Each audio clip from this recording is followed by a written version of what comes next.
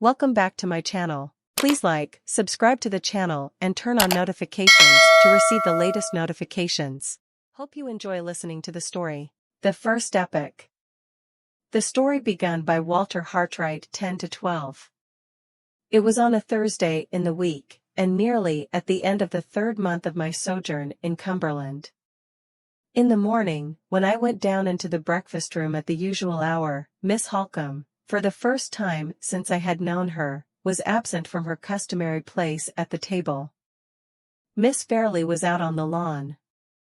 She bowed to me, but did not come in. Not a word had dropped from my lips, or from hers, that could unsettle either of us, and yet the same unacknowledged sense of embarrassment made us shrink alike from meeting one another alone. She waited on the lawn, and I waited in the breakfast room, till Mrs. Vesey or Miss Holcombe came in. How quickly I should have joined her, how readily we should have shaken hands, and glided into our customary talk, only a fortnight ago. In a few minutes Miss Holcombe entered. She had a preoccupied look, and she made her apologies for being late rather absently. "I have been detained," she said, "by a consultation with Mr. Fairley on a domestic matter which he wished to speak to me about." Miss Fairley came in from the garden, and the usual morning greeting passed between us. Her hand struck colder to mine than ever. She did not look at me, and she was very pale.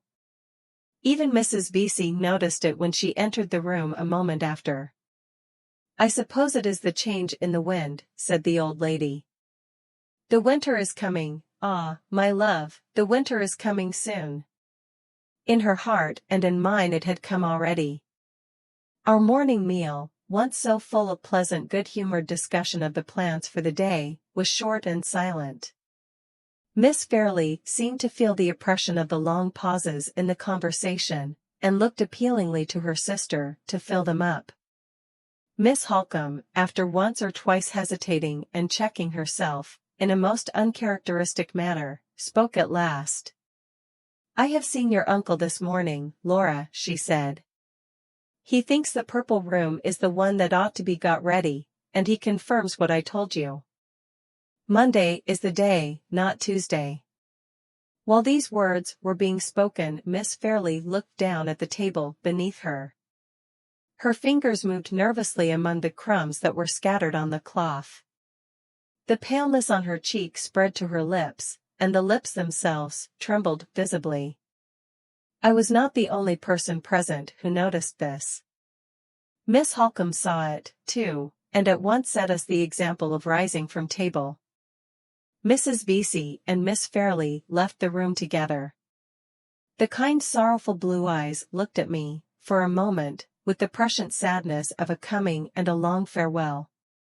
I felt the answering pang in my own heart, the pang that told me I must lose her soon, and love her the more unchangeably for the loss.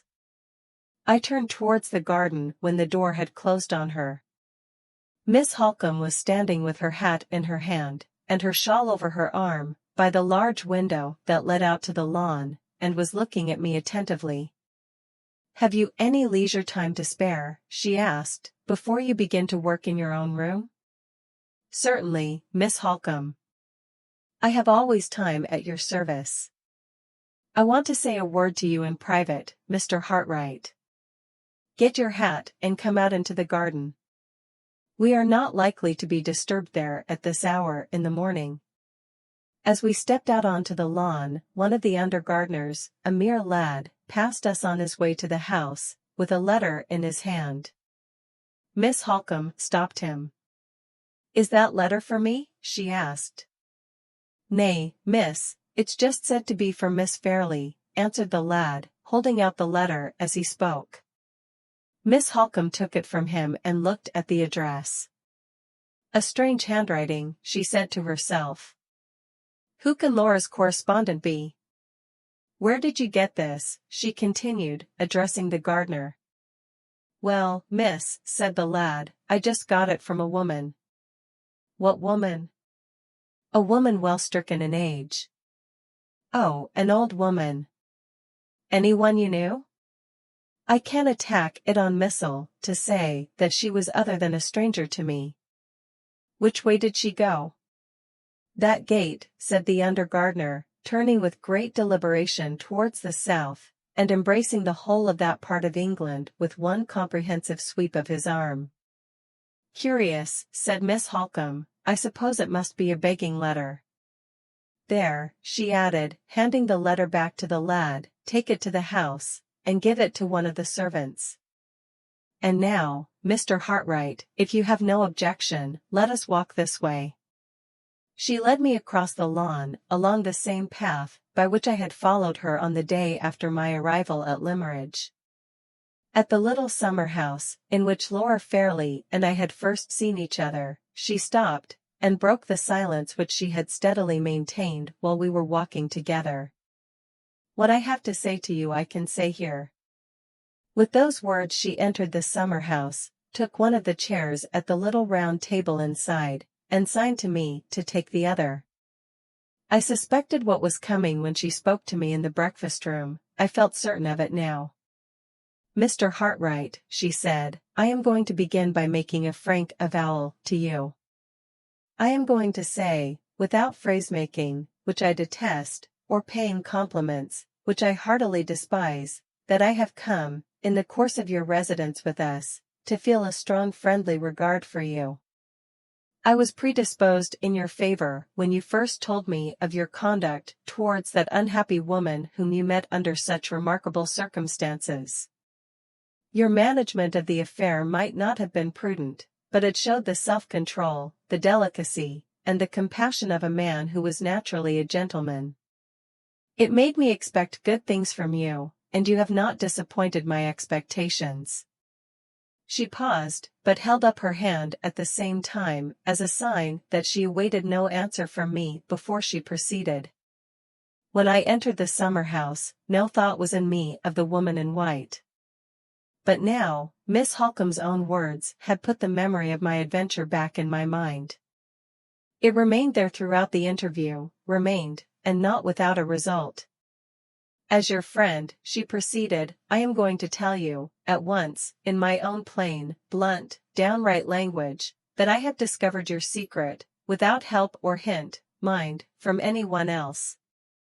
Mr. Hartright, you have thoughtlessly allowed yourself to form an attachment, a serious and devoted attachment, I am afraid, to my sister Laura. I don't put you to the pain of confessing it in so many words, because I see and know that you are too honest to deny it. I don't even blame you, I pity you for opening your heart to a hopeless affection. You have not attempted to take any underhand advantage, you have not spoken to my sister in secret. You are guilty of weakness and want of attention to your own best interests, but of nothing worse. If you had acted, in any single respect, less delicately and less modestly, I should have told you to leave the house without an instant's notice, or an instant's consultation of anybody. As it is, I blame the misfortune of your years and your position, I don't blame you. Shake hands, I have given you pain, I am going to give you more, but there is no help for it, shake hands with your friend, Marian Holcombe, first. The sudden kindness, the warm, high-minded, fearless sympathy which met me on such mercifully equal terms, which appealed with such delicate and generous abruptness straight to my heart, my honor, and my courage, overcame me in an instant. I tried to look at her when she took my hand, but my eyes were dim. I tried to thank her, but my voice failed me. Listen to me, she said, considerately avoiding all notice of my loss of self-control. Listen to me, and let us get it over at once. It is a real true relief to me that I am not obliged, in what I have now to say, to enter into the question, the hard and cruel question as I think it, of social inequalities. Circumstances, which will try you to the quick, spare me the ungracious necessity of paining a man who has lived in friendly intimacy under the same roof with myself by any humiliating reference to matters of rank and station. You must leave Limeridge House, Mr. Hartright, before more harm is done.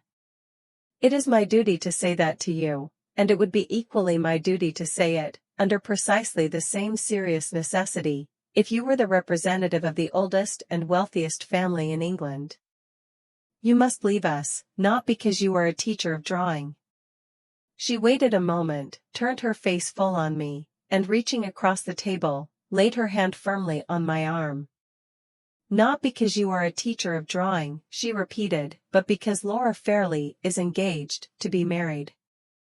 The last word went like a bullet to my heart. My arm lost all sensation of the hand that grasped it. I never moved and never spoke. The sharp autumn breeze that scattered the dead leaves at our feet came as cold to me, on a sudden, as if my own mad hopes were dead leaves too, whirled away by the wind like the rest. Hopes? Betrothed or not betrothed, she was equally far from me. Would other men have remembered that in my place? Not if they had loved her as I did. The pang passed, and nothing but the dull numbing pain of it remained. I felt Miss Holcombe's hand again, tightening its hold on my arm. I raised my head and looked at her.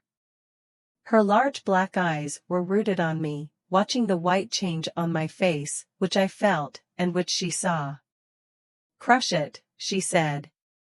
"Here, where you first saw her, crush it. Don't shrink under it like a woman.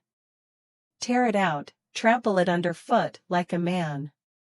The suppressed vehemence with which she spoke, the strength which her will concentrated in the look she fixed on me, and in the hold on my arm that she had not yet relinquished, communicated to mine, steadied me. We both waited for a minute in silence. At the end of that time I had justified her generous faith in my manhood. I had, outwardly at least, recovered my self-control. "Are you yourself again?" "Enough myself, Miss Holcombe, to ask your pardon and hers. Enough myself to be guided by your advice, and to prove my gratitude in that way, if I can prove it in no other." "You have proved it already," she answered, "by those words. Mr. Hartright, concealment is at an end between us. I cannot affect to hide from you what my sister has unconsciously shown to me.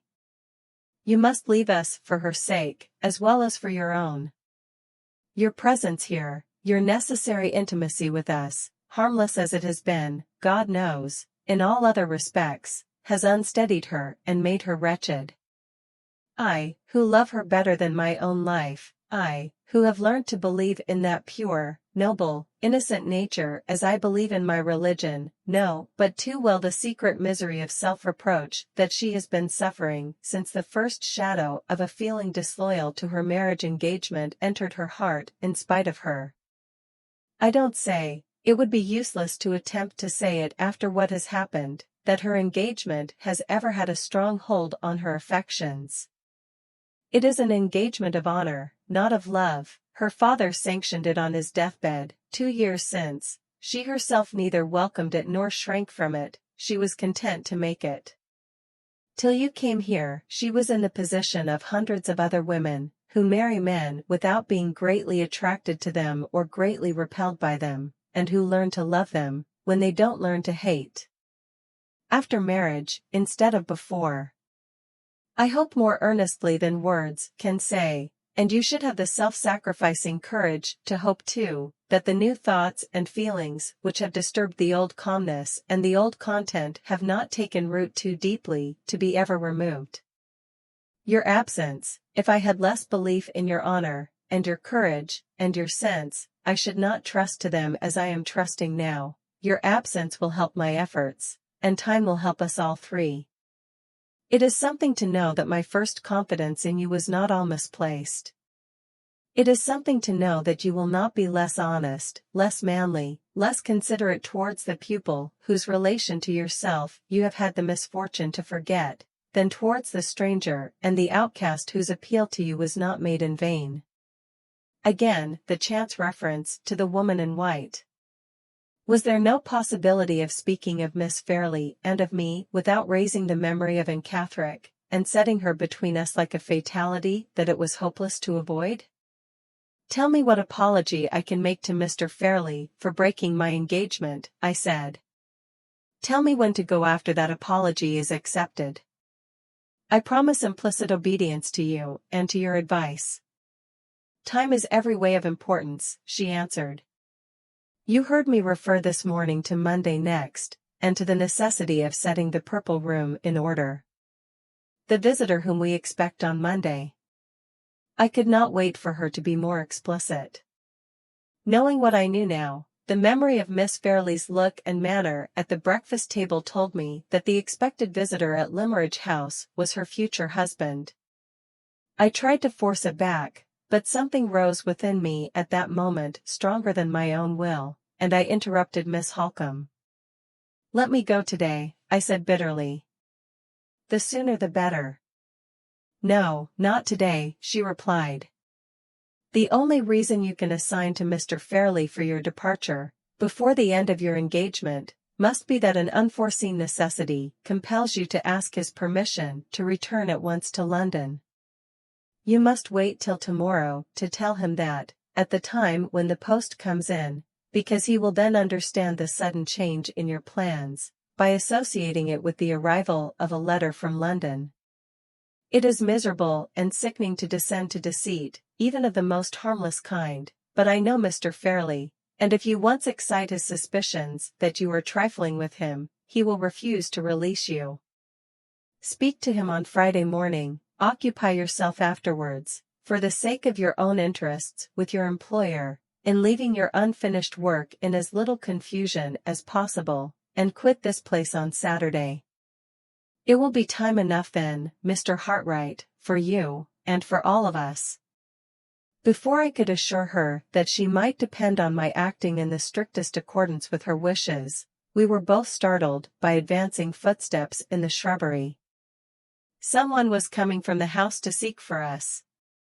I felt the blood rush into my cheeks and then leave them again.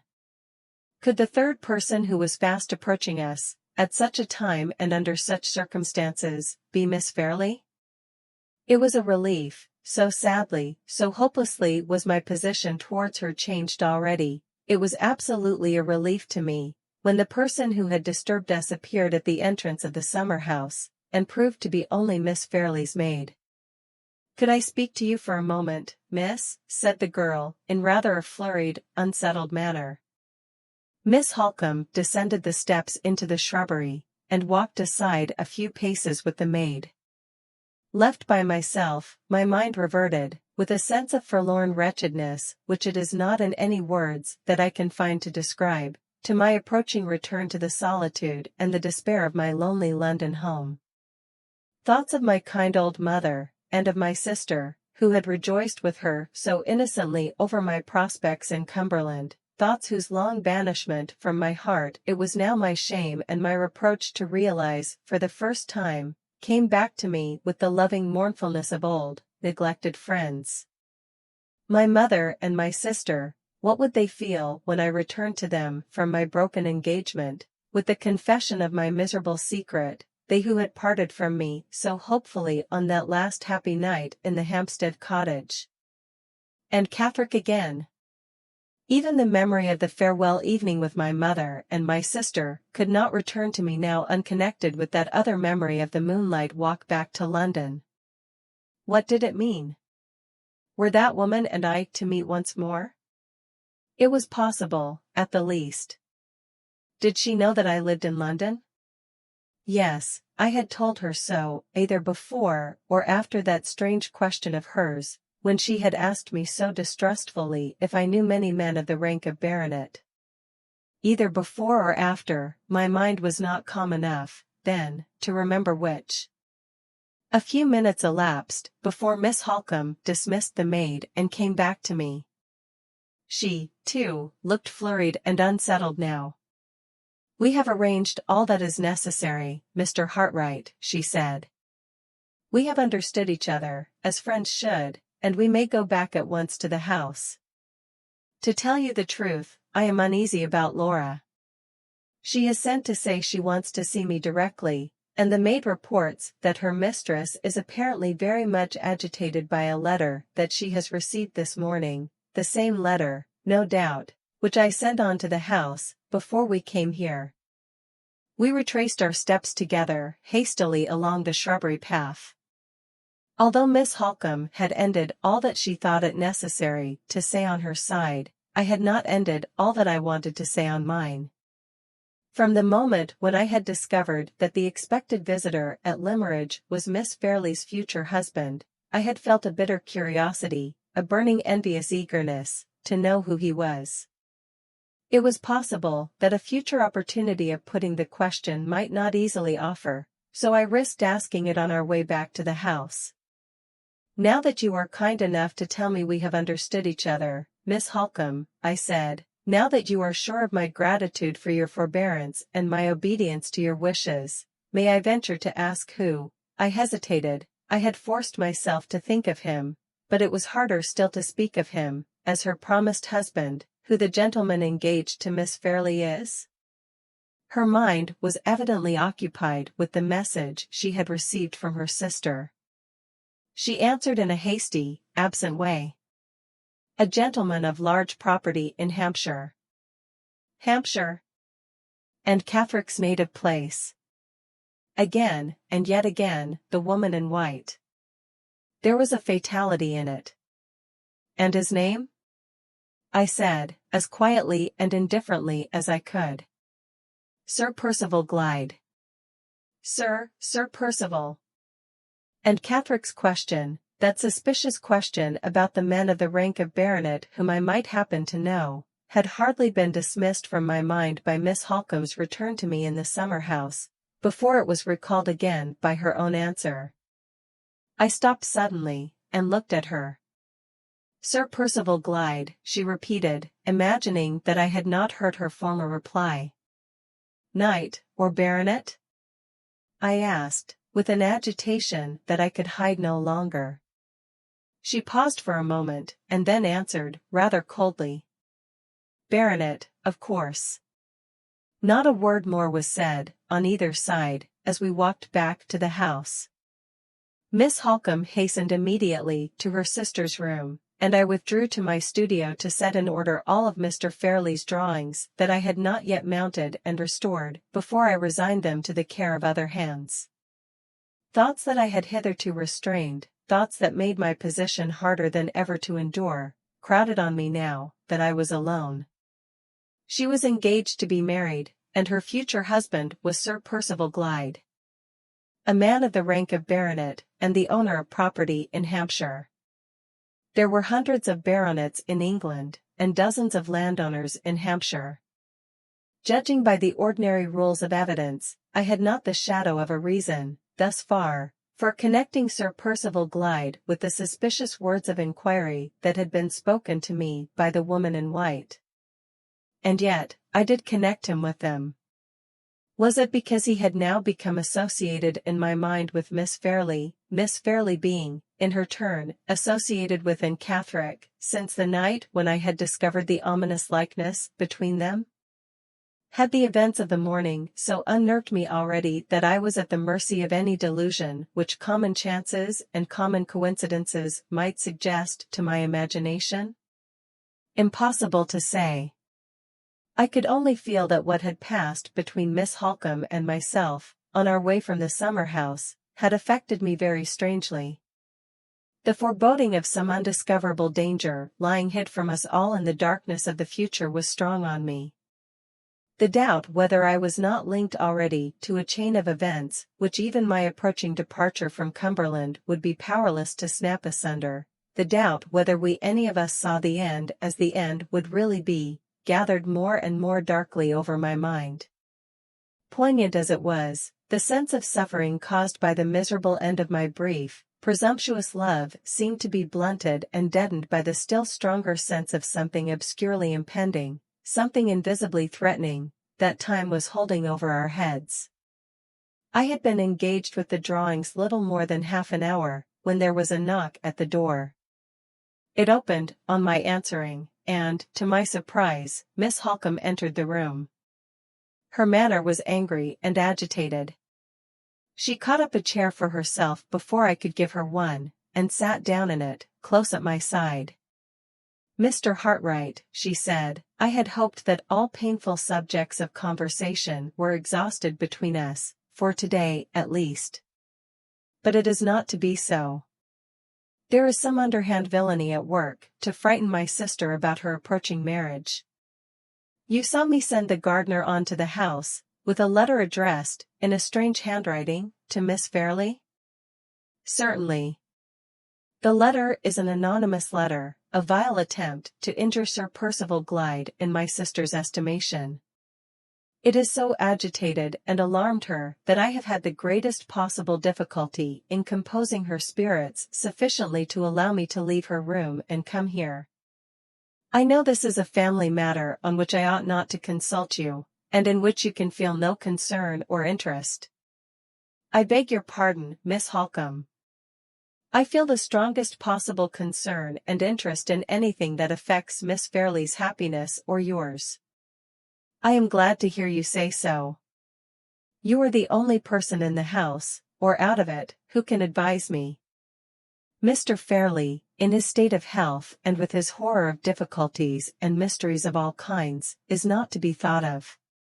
The clergyman is a good, weak man, who knows nothing out of the routine of his duties, and our neighbors are just the sort of comfortable, jog-trot acquaintances whom one cannot disturb in times of trouble and danger. What I want to know is this: ought I at once to take such steps as I can to discover the writer of the letter? Or ought I to wait, and apply to Mr. Fairley's legal adviser tomorrow? It is a question, perhaps a very important one, of gaining or losing a day. Tell me what you think, Mr. Hartright. If necessity had not already obliged me to take you into my confidence under very delicate circumstances, even my helpless situation would, perhaps, be no excuse for me. But as things are, I cannot surely be wrong, after all that has passed between us, in forgetting that you are a friend of only 3 months' standing. She gave me the letter. It began abruptly, without any preliminary form of address, as follows. Do you believe in dreams? I hope, for your own sake, that you do. See what Scripture says about dreams and their fulfillment, Genesis XII. 8, Zli. 25, Daniel 4. 18-25, and take the warning I send you before it is too late. Last night I dreamed about you, Miss Fairley. I dreamed that I was standing inside the communion rails of a church, I on one side of the altar table, and the clergyman, with his surplice and his prayer book, on the other. After a time there walked towards us, down the aisle of the church, a man and a woman, coming to be married. You were the woman. You looked so pretty and innocent in your beautiful white silk dress, and your long white lace veil, that my heart felt for you, and the tears came into my eyes. They were tears of pity, young lady, that heaven blesses, and instead of falling from my eyes like the everyday tears that we all of us shed, they turned into 2 rays of light which slanted nearer and nearer to the man standing at the altar with you, till they touched his breast. The 2 rays sprang ill arches, like 2 rainbows, between me and him. I looked along them, and I saw down into his inmost heart. The outside of the man you were marrying was fair enough to see. He was neither tall nor short, he was a little below the middle size. A light, active, high-spirited man, about 45 years old, to look at. He had a pale face, and was bald over the forehead, but had dark hair on the rest of his head. His beard was shaven on his chin, but was let to grow, of a fine rich brown, on his cheeks and his upper lip. His eyes were brown too, and very bright, his nose straight and handsome and delicate enough to have done for a woman's. His hands the same. He was troubled from time to time with a dry hacking cough, and when he put up his white right hand to his mouth, he showed the red scar of an old wound across the back of it. Have I dreamt of the right man? You know best, Miss Fairley, and you can say if I was deceived or not.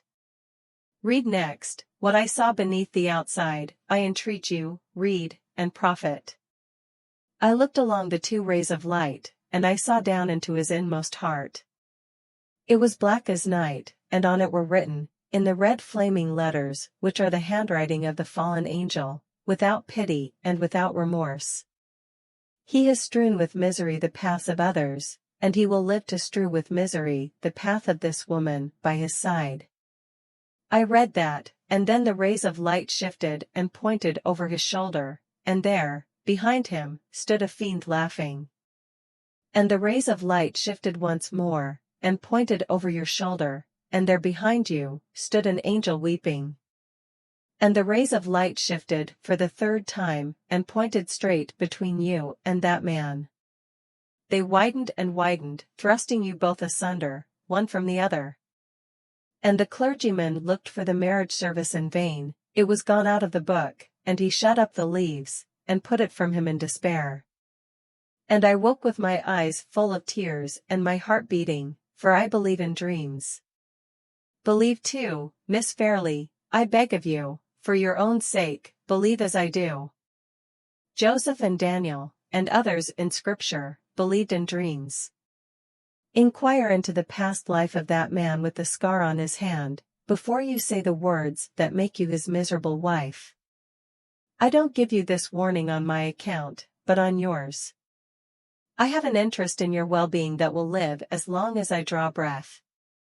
Your mother's daughter has a tender place in my heart, for your mother was my first, my best, my only friend. There the extraordinary letter ended, without signature of any sort. The handwriting afforded no prospect of a clue. It was traced on ruled lines, in the cramped, conventional, copybook character technically termed small hand.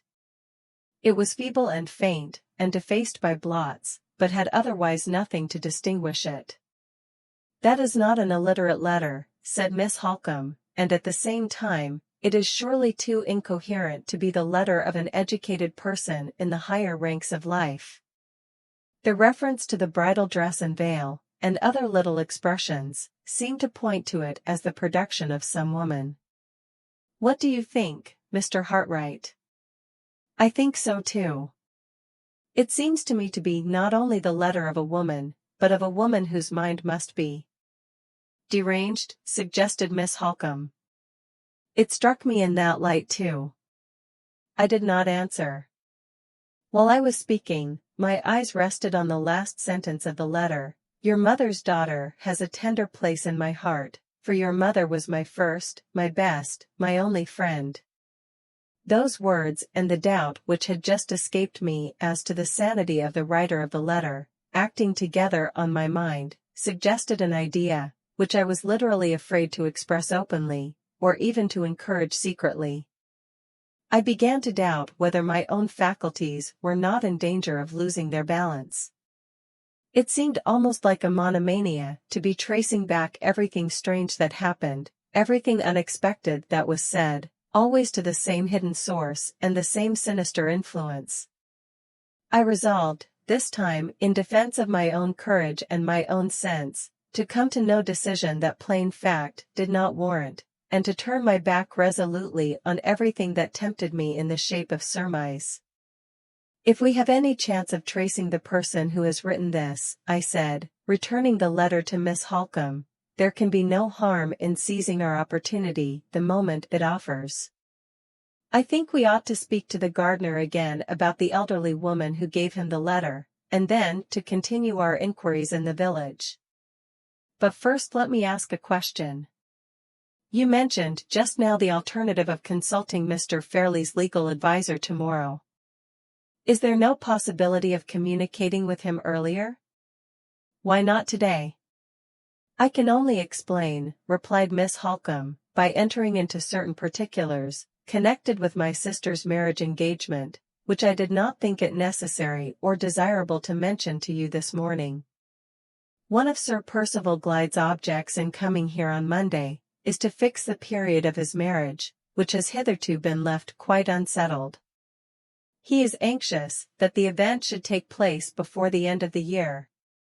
Does Miss Fairley know of that wish? I asked eagerly.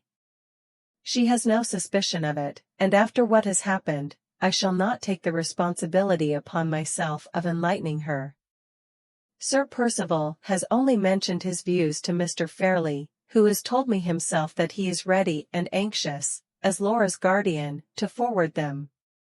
He has written to London, to the family solicitor, Mr. Gilmore. Mr. Gilmore happens to be away in Glasgow on business, and he has replied by proposing to stop at Limeridge House on his way back to town. He will arrive tomorrow, and will stay with us a few days, so as to allow Sir Percival time to plead his own cause. If he succeeds, Mr. Gilmore will then return to London, taking with him his instructions for my sister's marriage settlement. You understand now, Mr. Hartright, why I speak of waiting to take legal advice until tomorrow. Mr. Gilmore is the old and tried friend of 2 generations of Fairlies, and we can trust him, as we could trust no one else. The marriage settlement. The mere hearing of those 2 words stung me with a jealous despair that was poison to my higher and better instincts. I began to think, it is hard to confess this, but I must suppress nothing from beginning to end of the terrible story that I now stand committed to reveal. I began to think, with a hateful eagerness of hope, of the vague charges against Sir Percival Glyde which the anonymous letter contained. What if those wild accusations rested on a foundation of truth? What if their truth could be proved before the fatal words of consent were spoken, and the marriage settlement was drawn? I have tried to think since, that the feeling which then animated me began and ended in pure devotion to Miss Fairlie's interests, but I have never succeeded in deceiving myself into believing it, and I must not now attempt to deceive others. The feeling began and ended in reckless, vindictive, hopeless hatred of the man who was to marry her. If we are to find out anything, I said, speaking under the new influence which was now directing me, we had better not let another minute slip by us unemployed. I can only suggest, once more, the propriety of questioning the gardener a second time, and of inquiring in the village immediately afterwards. I think I may be of help to you in both cases, said Miss Holcombe, rising. Let us go, Mr. Hartright, at once, and do the best we can together. I had the door in my hand to open it for her, but I stopped, on a sudden, to ask an important question before we set forth. One of the paragraphs of the anonymous letter, I said, contains some sentences of minute personal description. Sir Percival Glyde's name is not mentioned, I know, but does that description at all resemble him? Accurately, even in stating his age to be 45. 45, and she was not yet 21. Men of his age married wives of her age every day, and experience had shown those marriages to be often the happiest ones. I knew that, and yet even the mention of his age, when I contrasted it with hers, added to my blind hatred and distrust of him. Accurately, Miss Holcombe continued, even to the scar on his right hand, which is the scar of a wound that he received years since when he was traveling in Italy. There can be no doubt that every peculiarity of his personal appearance is thoroughly well known to the writer of the letter. Even a cough that he is troubled with is mentioned, if I remember right? Yes, and mentioned correctly. He treats it lightly himself, though it sometimes makes his friends anxious about him. I suppose no whispers have ever been heard against his character? Mr. Hartright. I hope you are not unjust enough to let that infamous letter influence you. I felt the blood rush into my cheeks, for I knew that it had influenced me. I hope not, I answered confusedly. Perhaps I had no right to ask the question. I am not sorry you asked it, she said, for it enables me to do justice to Sir Percival's reputation. Not a whisper, Mr. Hartright, has ever reached me, or my family, against him. He has fought successfully 2 contested elections, and has come out of the ordeal unscathed. A man who can do that, in England, is a man whose character is established. I opened the door for her in silence, and followed her out. She had not convinced me. If the recording angel had come down from heaven to confirm her, and had opened his book to my mortal eyes, the recording angel would not have convinced me. We found the gardener at work as usual. No amount of questioning could extract a single answer of any importance from the lad's impenetrable stupidity. The woman who had given him the letter was an elderly woman. She had not spoken a word to him, and she had gone away towards the south in a great hurry. That was all the gardener could tell us. The village lay southward of the house. So to the village we went next. Our inquiries at Limmeridge were patiently pursued in all directions, and among all sorts and conditions of people. But nothing came of them. 3 of the villagers did certainly assure us that they had seen the woman, but as they were quite unable to describe her, and quite incapable of agreeing about the exact direction in which she was proceeding when they last saw her, these 3 bright exceptions to the general rule of total ignorance afforded no more real assistance to us than the mass of their unhelpful and unobservant neighbors. The course of our useless investigations brought us, in time, to the end of the village at which the schools established by Mrs. Fairley were situated. As we passed the side of the building appropriated to the use of the boys, I suggested the propriety of making a last inquiry of the schoolmaster, whom we might presume to be, in virtue of his office, the most intelligent man in the place. "I am afraid the schoolmaster must have been occupied with his scholars," said Miss Holcombe, just at the time when the woman passed through the village and returned again. "However, we can but try." We entered the playground enclosure, and walked by the schoolroom window to get round to the door, which was situated at the back of the building. I stopped for a moment at the window and looked in. The schoolmaster was sitting at his high desk, with his back to me, apparently haranguing the pupils, who were all gathered together in front of him, with one exception. The one exception was a sturdy white-headed boy, standing apart from all the rest on a stool in a corner, a forlorn little Crusoe, isolated in his own desert island of solitary penal disgrace. The door, when we got round to it, was ajar, and the schoolmaster's voice reached us plainly, as we both stopped for a minute under the porch. "Now, boys," said the voice, "mind what I tell you. If I hear another word spoken about ghosts in this school, it will be the worse for all of you. There are no such things as ghosts, and therefore any boy who believes in ghosts believes in what can't possibly be, and a boy who belongs to Limmeridge School, and believes in what can't possibly be, sets up his back against reason and discipline, and must be punished accordingly.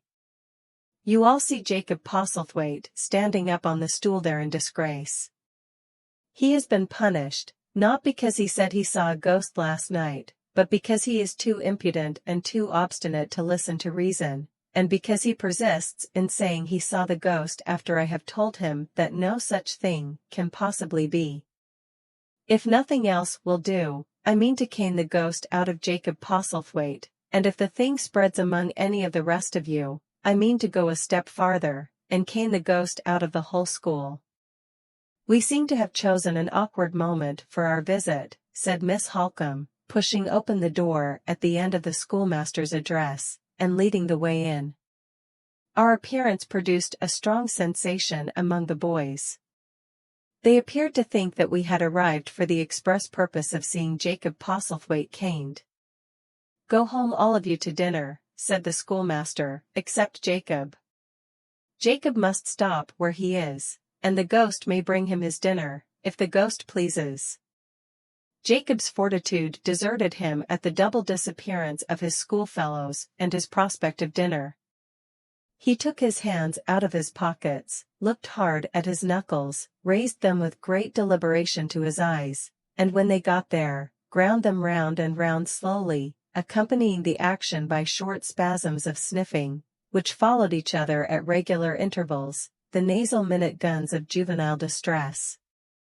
"We came here to ask you a question, Mr. Dempster," said Miss Holcombe, addressing the schoolmaster, "and we little expected to find you occupied in exorcising a ghost. What does it all mean?" what has really happened?"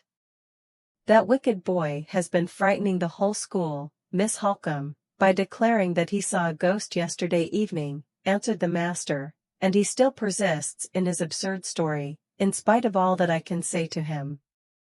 "Most extraordinary," said Miss Holcombe. "I should not have thought it possible that any of the boys had imagination enough to see a ghost." "This is a new accession indeed to the hard labor of forming the youthful mind at Limeridge, and I heartily wish you well through it, Mr. Dempster. In the meantime, let me explain why you see me here, and what it is I want." She then put the same question to the schoolmaster which we had asked already of almost everyone else in the village. It was met by the same discouraging answer. Mr. Dempster had not set eyes on the stranger of whom we were in search. "We may as well return to the house, Mr. Hartright," said Miss Holcombe. "The information we want is evidently not to be found." She had bowed to Mr. Dempster, and was about to leave the schoolroom, when the forlorn position of Jacob Postlethwaite, piteously sniffing on the stool of penitence, attracted her attention as she passed him, and made her stop good-humoredly to speak a word to the little prisoner before she opened the door. "You foolish boy," she said, "why don't you beg Mr. Dempster's pardon, and hold your tongue about the ghost?" But I saw Gayest," persisted Jacob Postlethwaite, with a stare of terror and a burst of tears. "Stuff and nonsense! You saw nothing of the kind." "Ghost indeed." "What ghost?" "I beg your pardon, Miss Holcombe," interposed the schoolmaster a little uneasily, "but I think you had better not question the boy. The obstinate folly of his story is beyond all belief, and you might lead him into ignorantly." "Ignorantly what?" inquired Miss Holcombe sharply.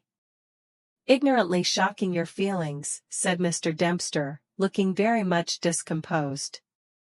"Upon my word, Mr. Dempster, you pay my feelings a great compliment in thinking them weak enough to be shocked by such an urchin as that."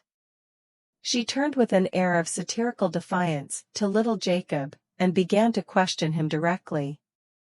"Come," she said, "I mean to know all about this. You naughty boy, when did you see the ghost?" "Yestereen, at the gloaming," replied Jacob. "Oh! You saw it yesterday evening, in the twilight? And what was it like?" "Arl and white, as a Gayest should be," answered the ghost's seer, with a confidence beyond his years. "And where was it?" "Away yender, in T Kirkyard, where a Gayest ought to be." "As a Gayest should be, where a Gayest ought to be, why, you little fool, you talk as if the manners and customs of ghosts had been familiar to you from your infancy.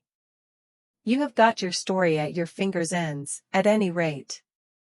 I suppose I shall hear next that you can actually tell me whose ghost it was?" "But I just can," replied Jacob, nodding his head with an air of gloomy triumph. Mr. Dempster had already tried several times to speak while Miss Holcombe was examining his pupil, and he now interposed resolutely enough to make himself heard. "Excuse me, Miss Holcombe," he said, "if I venture to say that you are only encouraging the boy by asking him these questions. I will merely ask one more, Mr. Dempster, and then I shall be quite satisfied." "Well," she continued, turning to the boy, "and whose ghost was it?" "T Gayest of Mistress Fairlie," answered Jacob in a whisper. The effect which this extraordinary reply produced on Miss Holcombe fully justified the anxiety which the schoolmaster had shown to prevent her from hearing it.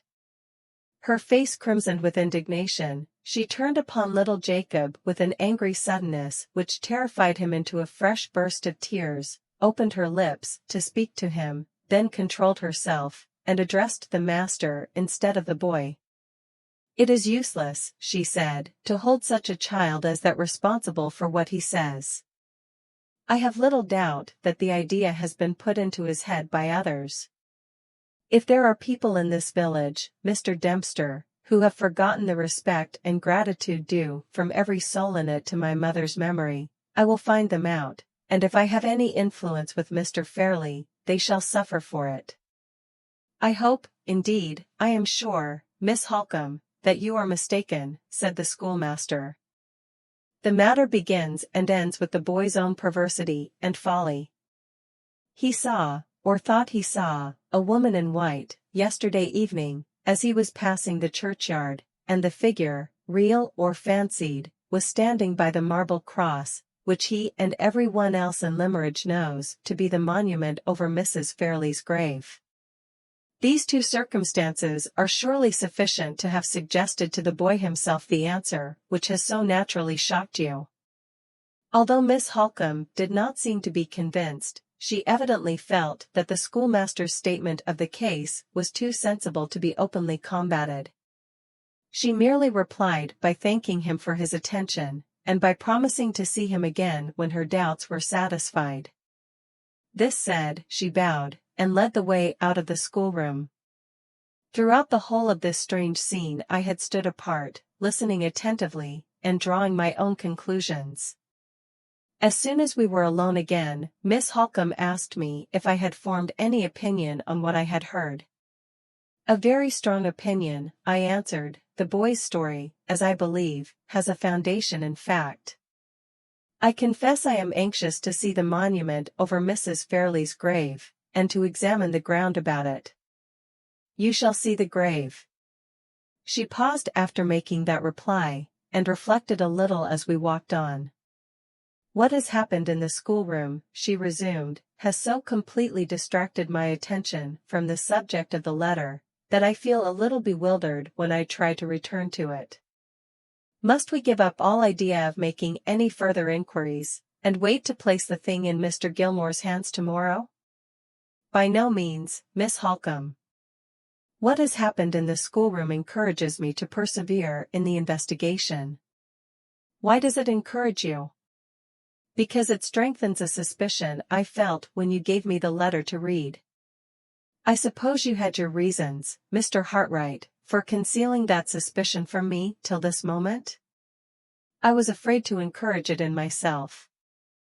I thought it was utterly preposterous. I distrusted it as the result of some perversity in my own imagination.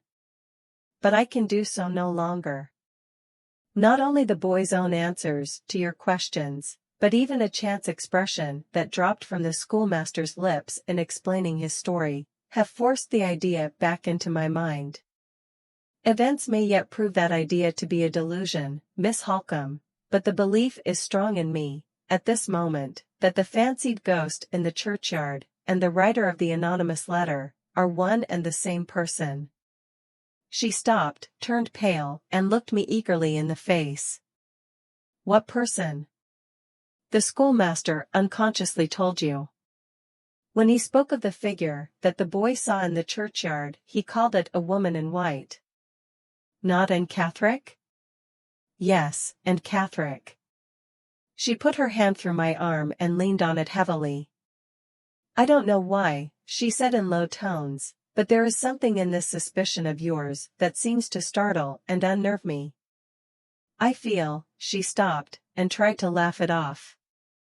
"Mr. Hartright," she went on, "I will show you the grave, and then go back at once to the house. I had better not leave Laura too long alone. I had better go back and sit with her." We were close to the churchyard when she spoke. The church, a dreary building of grey stone, was situated in a little valley, so as to be sheltered from the bleak winds blowing over the moorland all round it. The burial ground advanced, from the side of the church, a little way up the slope of the hill. It was surrounded by a rough, low stone wall, and was bare and open to the sky, except at one extremity, where a brook trickled down the stony hillside, and a clump of dwarf trees threw their narrow shadows over the short, meager grass. Just beyond the brook and the trees, and not far from one of the 3 stone stiles which afforded entrance, at various points, to the churchyard, rose the white marble cross that distinguished Mrs. Fairlie's grave from the humbler monuments scattered about it. "I need go no farther with you," said Miss Holcombe, pointing to the grave. "You will let me know if you find anything to confirm the idea you have just mentioned to me. Let us meet again at the house." She left me. I descended at once to the churchyard, and crossed the stile, which led directly to Mrs. Fairley's grave. The grass about it was too short, and the ground too hard, to show any marks of footsteps. Disappointed thus far, I next looked attentively at the cross, and at the square block of marble below it, on which the inscription was cut. The natural whiteness of the cross was a little clouded, here and there, by weather stains, and rather more than one half of the square block beneath it, on the side which bore the inscription, was in the same condition. The other half, however, attracted my attention at once by its singular freedom from stain or impurity of any kind. I looked closer, and saw that it had been recently cleaned, in a downward direction from top to bottom. The boundary line between the part that had been cleaned and the part that had not was traceable wherever the inscription left a blank space of marble, sharply traceable as a line that had been produced by artificial means. Who had begun the cleansing of the marble, and who had left it unfinished? I looked about me, wondering how the question was to be solved. No sign of a habitation could be discerned from the point at which I was standing. The burial ground was left in the lonely possession of the dead. I returned to the church, and walked round it till I came to the back of the building, then crossed the boundary wall beyond, by another of the stone stiles, and found myself at the head of a path leading down into a deserted stone quarry. Against one side of the quarry a little two-room cottage was built, and just outside the door an old woman was engaged in washing. I walked up to her, and entered into conversation about the church and burial ground. She was ready enough to talk, and almost the first words she said informed me that her husband filled the two offices of clerk and sexton. I said a few words next in praise of Mrs. Fairley's monument. The old woman shook her head, and told me I had not seen it at its best. It was her husband's business to look after it, but he had been so ailing and weak for months and months past, that he had hardly been able to crawl into church on Sundays to do his duty, and the monument had been neglected in consequence.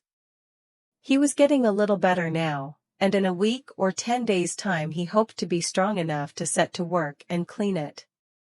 This information, extracted from a long rambling answer in the broadest Cumberland dialect, told me all that I most wanted to know. I gave the poor woman a trifle, and returned at once to Limmeridge House. The partial cleansing of the monument had evidently been accomplished by a strange hand. Connecting what I had discovered, thus far, with what I had suspected after hearing the story of the ghost seen at twilight, I wanted nothing more to confirm my resolution to watch Mrs. Fairley's grave, in secret, that evening, returning to it at sunset, and waiting within sight of it till the night fell. The work of cleansing the monument had been left unfinished, and the person by whom it had been begun might return to complete it. On getting back to the house I informed Miss Holcombe of what I intended to do. She looked surprised and uneasy while I was explaining my purpose, but she made no positive objection to the execution of it. She only said, "I hope it may end well." Just as she was leaving me again, I stopped her to inquire, as calmly as I could, after Miss Fairley's health. She was in better spirits, and Miss Holcombe hoped she might be induced to take a little walking exercise while the afternoon sun lasted. I returned to my own room to resume setting the drawings in order.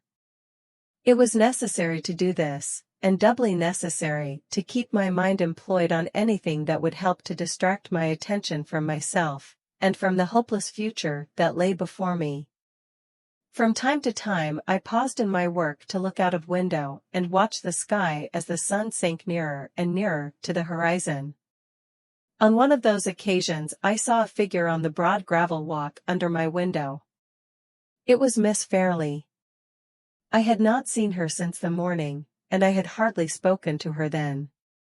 Another day at Limmeridge was all that remained to me, and after that day my eyes might never look on her again. This thought was enough to hold me at the window. I had sufficient consideration for her to arrange the blind so that she might not see me if she looked up, but I had no strength to resist the temptation of letting my eyes, at least, follow her as far as they could on her walk. She was dressed in a brown cloak, with a plain black silk gown under it. On her head was the same simple straw hat which she had worn on the morning when we first met. A veil was attached to it now which hid her face from me. By her side trotted a little Italian greyhound, the pet companion of all her walks, smartly dressed in a scarlet cloth wrapper, to keep the sharp air from his delicate skin. She did not seem to notice the dog. She walked straight forward, with her head drooping a little, and her arms folded in her cloak.